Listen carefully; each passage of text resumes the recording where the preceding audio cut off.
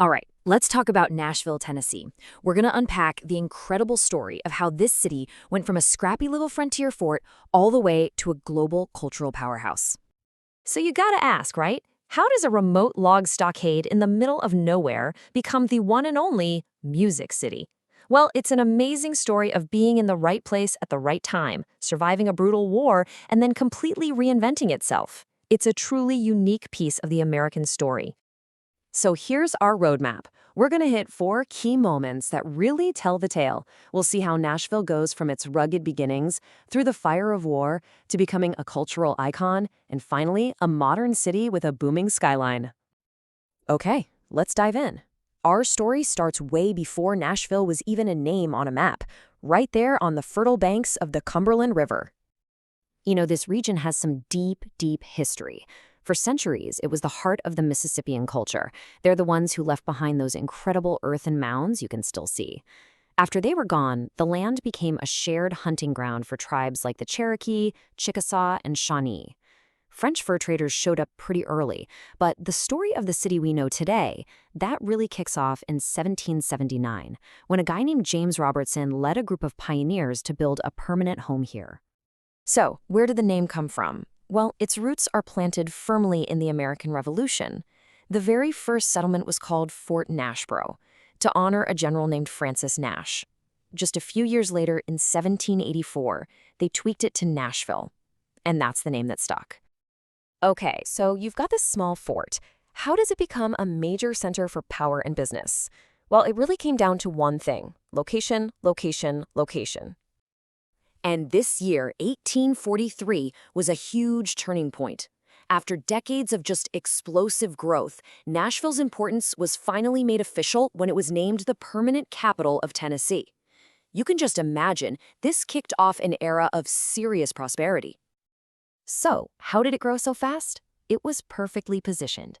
Being right on the Cumberland River made it a bustling port. And then, when the railroads came through, it became a major hub. Everything and everyone passed through Nashville. All that growth made Nashville a real jewel of the South.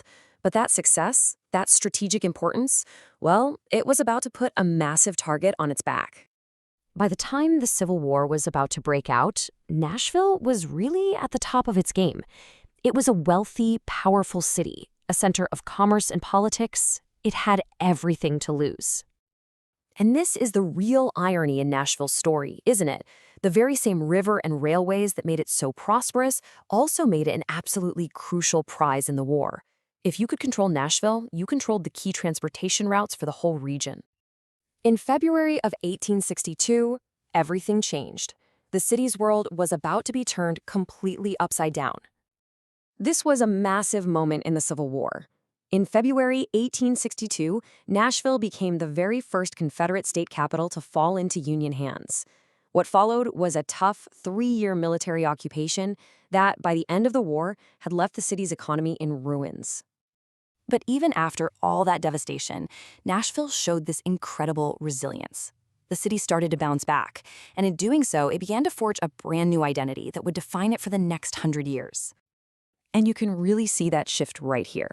Yeah, the city got back to its roots in shipping and manufacturing, but something else, something new, was bubbling up. Nashville started to transform from a city known for the things it moved and made to a city known for the things it created and shared with the entire world. And that leads us, of course, to that famous nickname, Music City, USA. This wasn't just some catchy slogan somebody made up. No, it was earned, thanks to a couple of key things that came together at just the right time.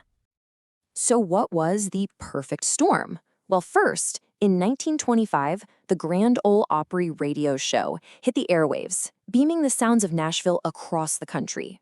And you combine that with the fact that the city was already a powerhouse in the publishing industry, that mix of music and business savvy, that was the magic formula. That's what built Music City, USA.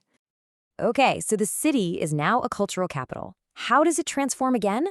Well, this time it was all about ambitious growth, big new buildings, and a major push to put Nashville on the map as a big league city. The 1990s were just an absolutely explosive time for Nashville, with Mayor Phil Bredesen really leading the charge.